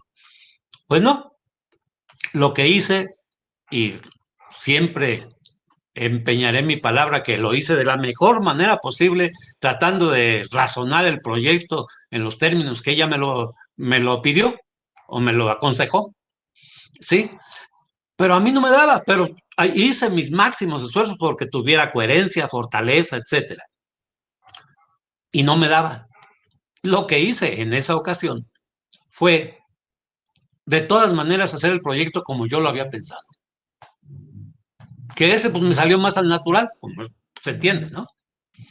Y a la hora de entregárselo, era común que nos llamara después de salir de sesión o qué sé yo, y que después la acompañáramos al estacionamiento, a su coche.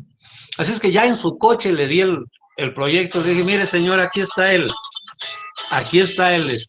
asunto, está el proyecto, hice mi mejor esfuerzo para hacer el proyecto como usted me lo mencionó, pero como yo ya había hecho, ahí estuvo la mentira, como yo ya había hecho el proyecto antes, pues ahí se lo acompañé para, si gusta leerlo, si no, pues lo tira a la basura, lo que usted guste, pero pues yo ya lo había hecho, ahí se lo dejé. Pues no de muy buena gana, me dijo, ándele pues. Se tardó varios días, 8, 10 días, poco usual, en regresarme el proyecto. Pero el día que me lo regresó, me dijo, oiga, ya vi que tiene usted razón. No había yo visto ese enfoque que usted le da, y claro que tiene razón, y no solo eso, vamos a sostener este proyecto, y si en la sala me lo rechazan, me quedo con él como voto particular. Fue una estrategia que al momento seguí yo para tratar de que vieran mis puntos de vista, si es que lo disponía así. Por lo mismo también, siempre busqué escuchar a quienes eran mis secretarios, y cuando estaban de acuerdo o cuando no estaban de acuerdo. Sergio recordará alguna vez, tuvimos una reunión como de 20 o más secretarios entre los de la ponencia del magistrado Reyes Zapata y los míos, en un asunto muy delicado. Y había varios de los secretarios que estaban en contra del proyecto. Pues lo discutimos, lo vimos, etcétera. Y nos fuimos a la sesión entonces previa. Y allí no hubo ninguna discusión del proyecto. Saliendo les dije, son más difíciles ustedes de convencer que los magistrados. Hay que buscar estrategias, pero antes que todo, ser honestos consigo mismo y saber que mi criterio puede estar equivocado por más convencido que esté yo.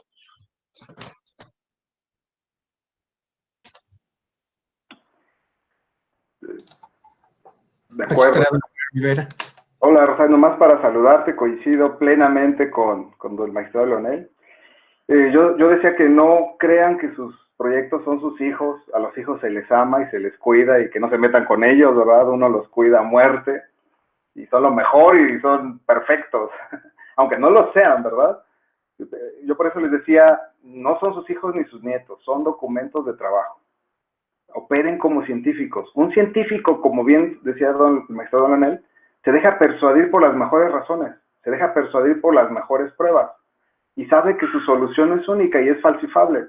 Sabe que su solución es una de muchas que puede haber, más en el derecho que es interpretativo y es opinable. Todo el derecho es opinable. No hay, o si usted busca a alguien que se ponga de acuerdo, algún teórico que esté perfectamente de acuerdo con unos 10, pues No, eso no existe. Siempre habrá alguien que está en contra, siempre hay contradicciones de criterio, siempre hay ministros que piensan de un modo, jueces que piensan de otro. ¿Qué le puede esperar a uno como secretario? Pues que simplemente su solución pueda ser buena, pero no es satisfactoria para el que va a decidir, o no es satisfactoria en términos generales. Pero siempre resérvese, Rosa, esa es mi recomendación, es resérvese su derecho a cambiar de opinión. Tengamos la capacidad de dejarnos persuadir por otras mejores razones. En eso consiste justamente la construcción intersubjetiva, es decir, entre todos construimos el derecho, es una empresa colectiva. No es la empresa de una sola persona, no es la empresa de un solo criterio, una sola ideología jurídica, hay bastantes ideologías jurídicas. Entonces, si uno ve la historia del derecho, qué jurisprudencia de intereses, qué jurisprudencia elegante, qué ellos naturalistas, qué realistas jurídicos, que hay dos tipos de realismos, qué subjetivistas, uno nunca acaba. En un proyecto igual no se acaba el mundo. Yo le diría, tiene que generar la habilidad, es una habilidad en la que uno con esta modestia, con esta humildad, puede uno reconstruir el pensamiento, generar otra línea de investigación, otra línea de razonamiento y hacer otro proyecto.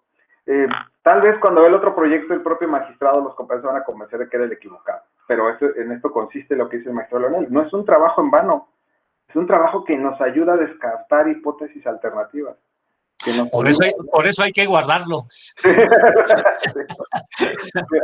decían, si alguien es capaz de hacer más de dos proyectos en sentidos diferentes, pues que uno lo esconda, ¿verdad? Porque uno está equivocado. No, los realistas siempre decían que los jueces toman decisiones políticas. O sea, frente a 4 respuestas posibles técnicas y válidas, unas mejores que otras, pues hay una decisión de imputación, que dicen, esto es una decisión política, designar cuál es la opción por la cual se debe de resolver, ¿no? A veces no nos gusta decir que es política porque lo asociamos a la politiquería, pero en realidad a lo que me refiero es que es una decisión subjetiva. ¿Cómo hacemos los criterios de desempate para elegir qué proyecto es mejor que otro? Pues a veces pues son los que nos da la razón, son los que nos dan la información contrapuesta, la exhaustividad, criterios que nos permiten eliminar ciertas soluciones.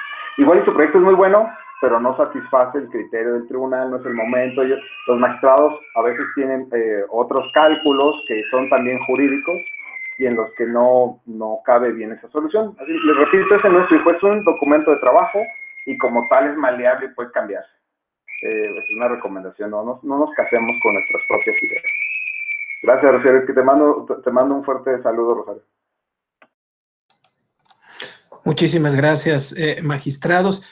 Si no hubiese inconveniente para concluir esta sesión que se ha extendido de manera muy provechosa, pues invitaría a mi compañera Gabriela Ramos a que hiciera la pregunta correspondiente y a mi compañera Liliana Vázquez, que está consultando, magistrados, sobre bibliografía.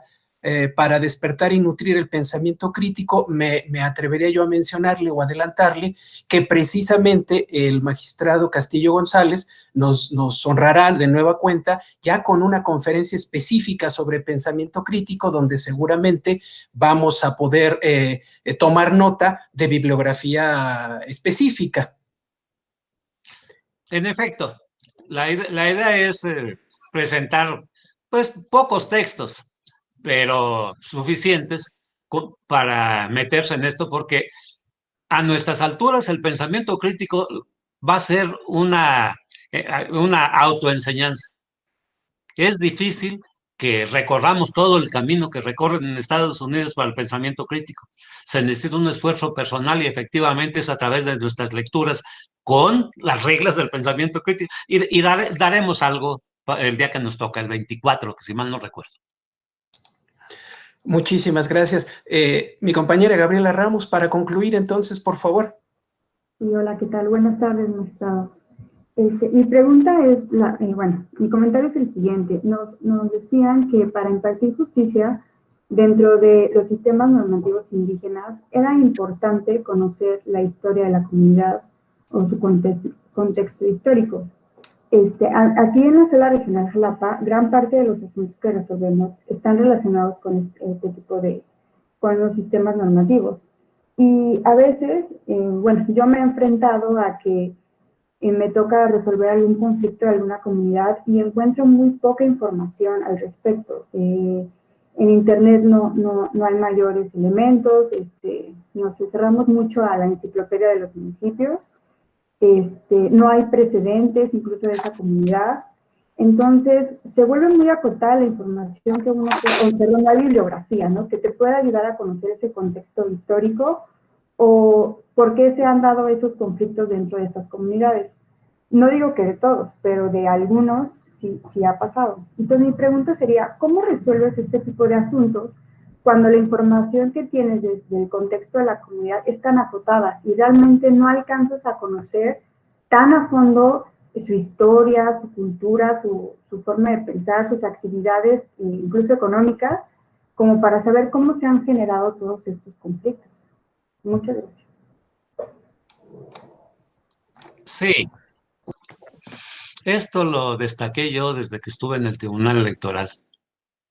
¿Cómo vamos a resolver un asunto de una comunidad indígena si desconocemos? Y por eso ahora lo recalqué.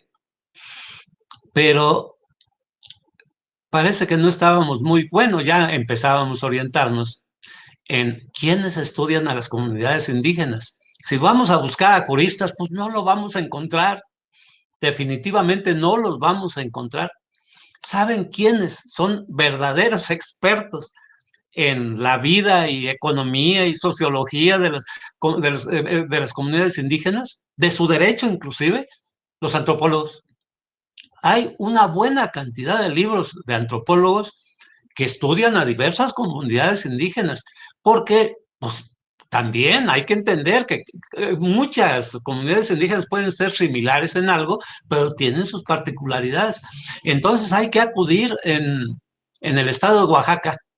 Hay varios oaxaqueños que se han dedicado a hacer estudios profundos de sus comunidades. Algunos de ellos, no recuerdo ahorita el nombre de alguien, pero se lo daré en la próxima ocasión. Una mujer que tuvo un reconocimiento inclusive mundial por esos pensamientos. Entonces hay que acudir a las fuentes, tanto las más cercanas como a las más universales. Algo habrá. Y usted todavía me podría decir, y si no hay nada, pues cuando menos a las fuentes más cercanas a la información con las gentes que trabajen en el área. ¿Cuántos hay profesores rurales que saben mucho de esto? Tenemos una universidad indígena, si mal no recuerdo, en Puebla, que también ha recogido mucho de esto. Tenemos otra universidad indígena en Michoacán, que también han venido recogiendo de manera que es difícil, pero creo que no es totalmente imposible, nada más que hay que ver hacia dónde enfocamos nuestra búsqueda. Sí, yo también brevemente, porque quiero saludar a Gaby Ramos, que pues llegó al Tribunal Electoral, a la Coordinación de Jurisprudencia, te saludo muy afectuosamente, queretana también. Claro, coincido con el magistrado. Hay un problema ahí grave de recabación de elementos probatorios, ¿no? Porque todo es de oficio, hay problemas de contradicción, el contradictorio no se respeta tanto, pues el principio dispositivo se ve un poco mermado, para bien creo yo, y lo que se ha optado es por los peritajes antropológicos de especificidad cultural, muy caros, por cierto, hay cantidades estratosféricas porque son caros, trasladar a especialistas y bueno, pues ningún tribunal soportaría una carga económica de ese rango. Pero bueno, pues, yo les doy un tip. Sala regional, cuando llegué, pedimos libros al Instituto Nacional de Antropología. Afortunadamente, seguramente don Leonel lo conoce, hay un queretano en la Dirección de Antropología, don Diego Prieto, que estuvo mucho tiempo en Querétaro estudiando los otomís y nos regaló, Carlos Báez, para a ti que estás en el eje, te paso el tip, si quieres yo te ayudo a gestionar eso, cerca de 800 libros donados a la sala regional, libros que cuando vi la cuenta pues me alegré bastante porque era en dinero mucho, pero son donados, los edita el propio Instituto Nacional de Antropología, como lo señala el magistrado, y bueno, se puede gestionar ahí para mandarlos a la biblioteca. Tal vez valdría la pena pedirlos a Sala Superior y poderlos distribuir ahí de todo. Nosotros tenemos un caso de los Tojo Dam que acaba de resolver Sala Superior y había un solo especialista en el país que había estudiado a los Tojo Dam, que por cierto están en Arizona y están en Sonora, son una nación que vive de las dos partes de dos diferentes países y se considera una sola nación, un caso de régimen extraterritorial muy, muy interesante, pero siempre creo habrá algún especialista, hay mucho extranjero metido en esos temas, y bueno, como decía el magistrado, hay universidades interculturales que por hoy nos pueden ayudar bastante. Entiendo tu preocupación y creo que esto no lo soluciona del todo, pero bueno, ustedes han sido, Sala Jalapa ha avanzado bastante lo de los dictámenes, la perspectiva intercultural, y lo que le decía el pensamiento crítico es, esas leyes, esas normas, pues hay que olerlas, o sea, hay que buscarle el pensamiento diferente, hay que buscar un pluralismo que no sea desigual, sino un pluralismo igualitario. Hay que partir de la colonización, hay que entender los conceptos de resistencia y cambio que han sufrido y han tenido las comunidades indígenas, porque luego creemos, por ejemplo, como bien decía el magistrado, los mal llamados usos y costumbres, ¿no? Por ahí un compañero decía, bueno, si son costumbres y cambiaron, entonces no son costumbres. Pues por supuesto que no, las costumbres también están sometidas al principio evolutivo, al principio de cambio, pues, y además para una comunidad indígena que trata de adaptarse al imperio cultural que le hemos sometido, ¿no? En fin, solamente quería aprovechar para saludarte, Gaby, mandarte un fuerte saludo, y al 100% con lo que decía el magistrado Leonel. Gracias. Muchísimas gracias. Sin duda, este ejercicio ha enriquecido muchísimo a todos aquellos que hemos presenciado y que hemos tenido la oportunidad en esta ocasión de escuchar estas dos intervenciones, nunca mejor dicho, magistrales, tanto de don Leonel Castillo como de don Sergio Arturo Guerrero Olvera. A mi compañero Jesús Cadena le invitaría a que en las próximas intervenciones, presentaciones de ambos magistrados, ya lo conversamos, presente la duda que les quería formular. En esta ocasión, pues el tirano que es el tiempo nos lleva, o me lleva a mí, en primer lugar, a agradecer. Primero, a todas y a todos mis compañeros que pues se han inscrito a esta actividad de la Escuela Judicial. Al señor magistrado Leonel Castillo González, la oportunidad de volverlo a escuchar, porque siempre es un placer y siempre aprende uno, siempre que pone atención, porque como usted bien dijo, son dos cosas básicas las que se necesitan: saber leer y saber escribir y saber escuchar. Muchísimas gracias, magistrado.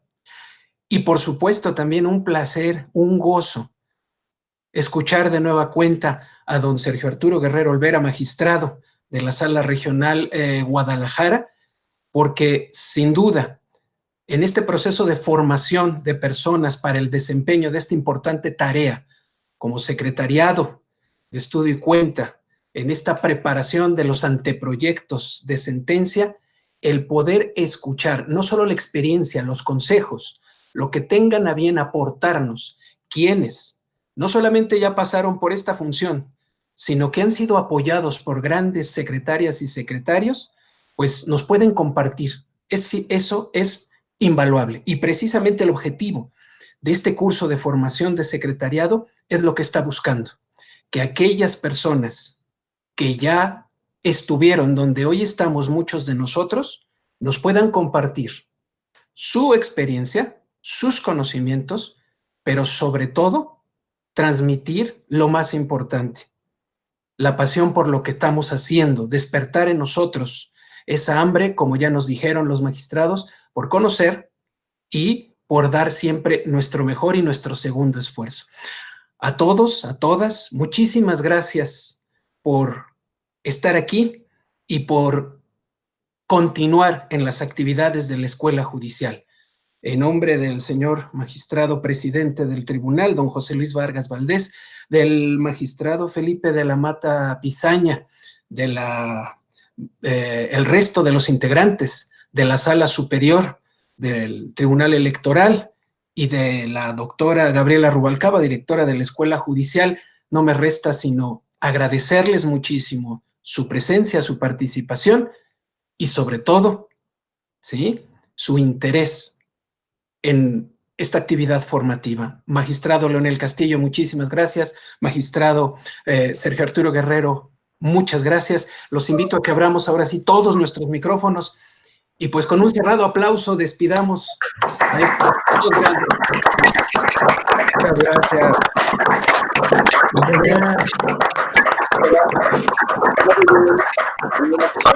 Gracias.